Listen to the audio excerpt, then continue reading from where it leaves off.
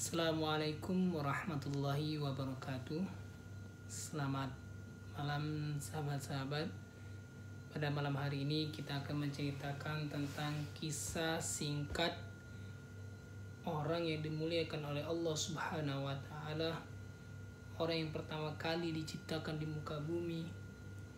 Orang yang pertama kali menjadi awal adanya kehidupan manusia, yaitu yang mulia Nabi Agung Nabi Adam alaihissalam.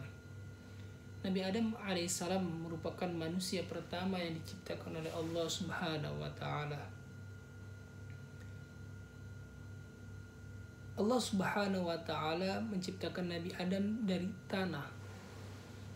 Disebutkan dalam sebuah hadis yang berbunyi, Allah menciptakan Adam dari segenggam tanah yang diambil dari seluruh permukaan tanah. Maka lahirlah anak Adam yang sesuai dengan asal tanahnya. Di antara mereka ada yang berkulit putih, hitam, dan perpaduan antara warna tersebut. Di antara mereka ada yang bersifat lembut dan kasar, serta perpaduan antara keduanya, serta di antara mereka ada yang baik dan jahat. Hadis riwayat Abu Daud.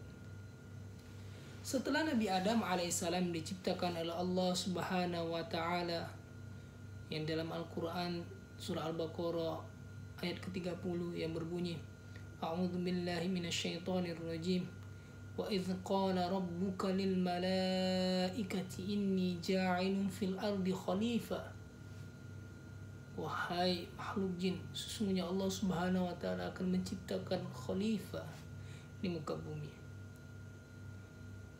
Allah menciptakan Nabi Adam, kemudian Allah memerintahkan semua makhluk yang ada di surga untuk bersujud kepada Nabi Adam alaihissalam. Semua mematuhi perintah Allah Subhanahu wa taala.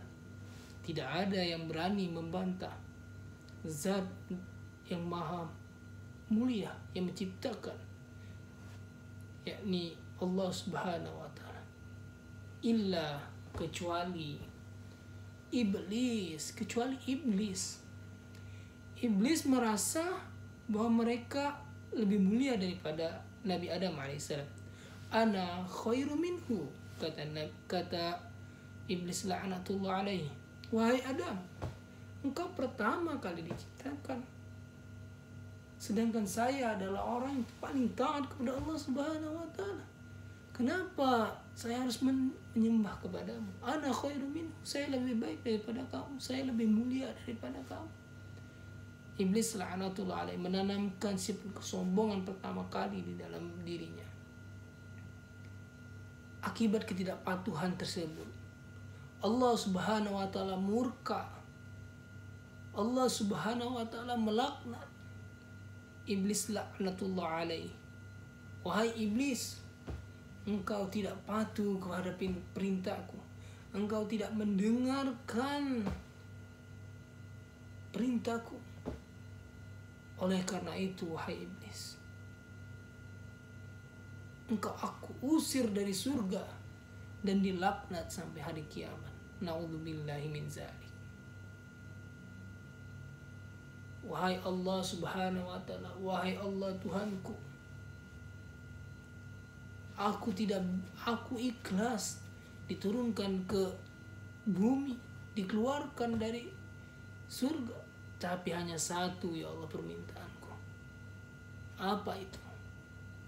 Sebagai bentuk pembalasanku, aku bersumpah akan menyesatkan Nabi Adam alaihissalam dan keturunannya hingga hari kiamat kelak.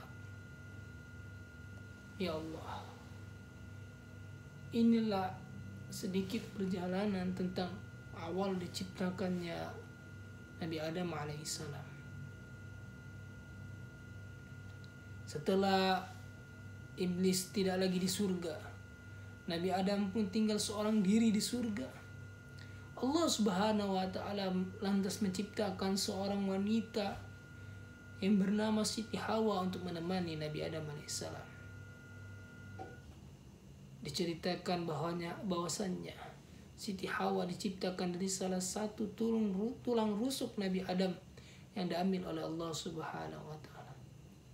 Bersama Siti Hawa, Nabi Adam menjalani kehidupan yang indah di surga. Mereka berdua menikmati berbagai kenikmatan yang telah disediakan oleh Allah Subhanahu wa taala.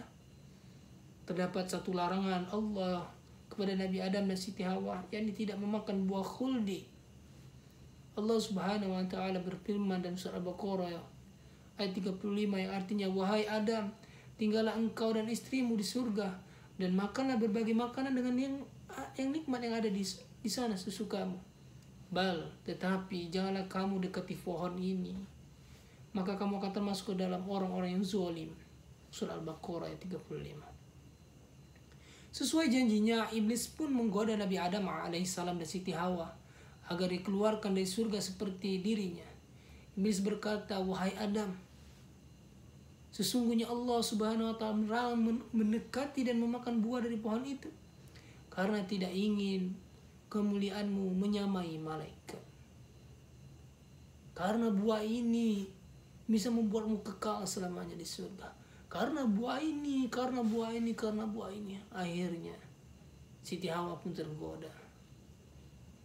Karena tergoda dengan perkataan iblis la'natullah alaih, Nabi Adam dan Siti Hawa kemudian memakan buah tersebut. Ini menjadi iktibar bagi kita, wahai anak-anak manusia, wahai cucu-cucunya Nabi Adam alaihissalam. Nabi Adam alaihissalam dan Siti Hawa dikeluarkan dari surga. Setelah memakan buah tersebut, Nabi Adam dan Siti Hawa menyadari kesalahannya.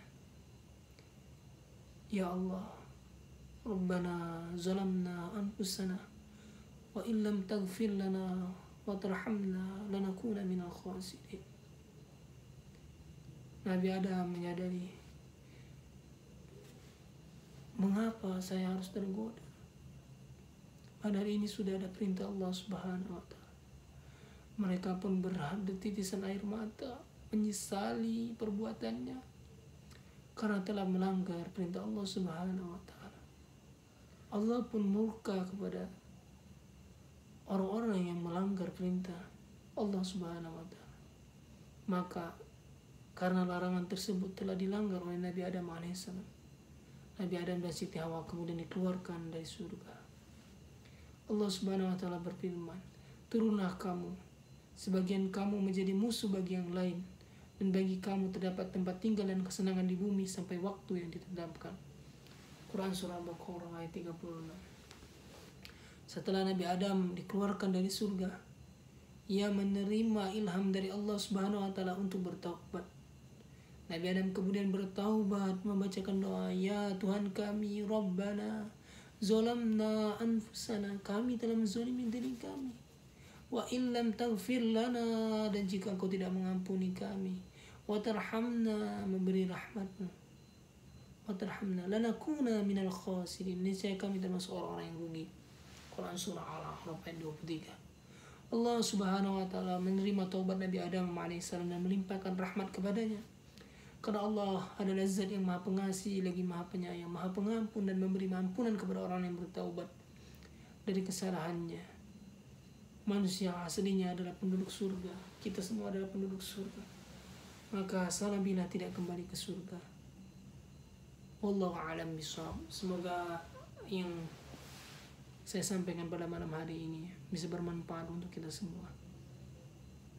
Akhiru kalam Allah, Assalamualaikum warahmatullahi wabarakatuh.